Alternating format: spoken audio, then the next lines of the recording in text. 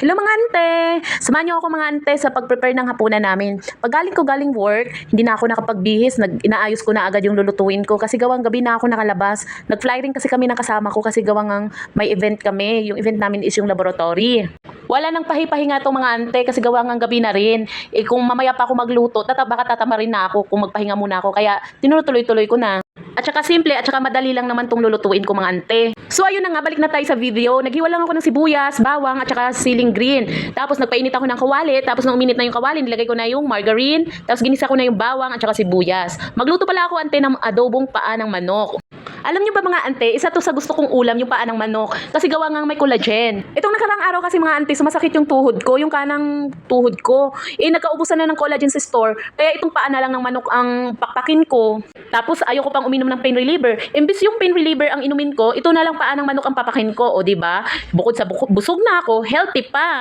Kaya kayo diyan mga ante, kung ayaw niyo mag-take ng pain reliever, kumain kayo ng food na may collagen or uminom kayo ng collagen kahit once a day lang. Ang collagen kasi mga ante, hindi lang yun pampa-beauty. Nakakatulong din yun. Halimbawa, kapag masakit yung tuhod nyo, kapag nag-take kayo nun once a day, hindi naman yun agad-agad mawawala. Pero mapapansin nyo, mawawala na yung pain doon sa tuhod nyo. Basta, yun na yun. Ang hirap mag-explain. Balik na nga tayo doon sa ginagawa ko. Ayun na nga, habang nagluluto ako ng adobo, tumawag yung partner ko na gusto niya daw may sabaw. Diyos ko, kung nagsabi kasi siya agad ng maaga, di sana ginawa ko na lang tinula yung paa. Di sana hindi dubli-dubli yung gawa ko. Anak ko naman talaga, oh. Buti na lang masunurin ako sa kanya. Char. So ayun na nga, dahil may isda naman kami, ang gagawin ko na lang is magprito ng isda. Yung isda namin is bangus, tapos sabawan ko na lang, lagyan ko na lang ng malunggay at saka sayote para may sabaw siya. Gusto niya talaga kasi may sabaw kasi gawa siguro dahil sa field ng trabaho niya, kaya gusto niya laging may sabaw. Tinanong ko siya kanina kung anong uulamin, sa ako na daw bahala. Kaya yun ang naisip ko. Yun pala, iba ang gusto. Naku, ang gulo talaga ng isip eh. Nung nalaman niya kasi na ang ulam namin ay adobong paa, naghanap ng sabaw. Gusto niya daw may sabaw. Buti na lang kako may sayote at isda kami dito. Kaya yun na lang ang sabawan ko. Tapos lagyan ko na lang ng malunggay. Buti na lang kako may malunggay sa likod kahit kinakalbo ng mga bata. Naku naman talaga, oo. So ito na nga mga ante, magpiprito na ako ng isda. Ang pinaka-paborito kong part, ang pagpiprito. Ayan, talsik-talsik. Lalo na kapag bangus, ay naku naman talaga. Talsik-talsik talaga ang mantika, talagang bumabaril talaga sa'yo. Kaya ang ginagawa ko dyan, tinatakpan ko agad-agad.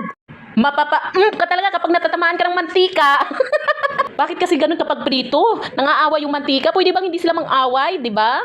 Pero aminin natin mga ante, masarap ang prito. Pagkatapos ko magprito, nagpakulo agad ako ng tubig, tapos nilagay ko yung sibuyas, tapos sinudod ko na rin yung sayote. Basta pancham-pancham na luto to mga ante. Basta lang may masabing may sabaw mga ante. Bahala na kung anong tawag dito, basta may sabaw, yun na yun. Nung luto na yung sayote, nilagay ko na yung isda, tapos tinimplahan ko na siya ng asin, pampalasa at saka paminta. Tapos nilagay ko na yung malunggay. O di ba, may sabaw na siya mga ante. At tamang-tama naman, pagkatapos ko magluto, dumating na rin siya. Kaya kakain na kami habang mainit pa yung pagkain. Kain tayo mga ante. Kayo mga ante, anong ulam nyo dyan? So paano ba yan mga ante? Hanggang dito na lang. Salamat sa panonood. See you in my next video.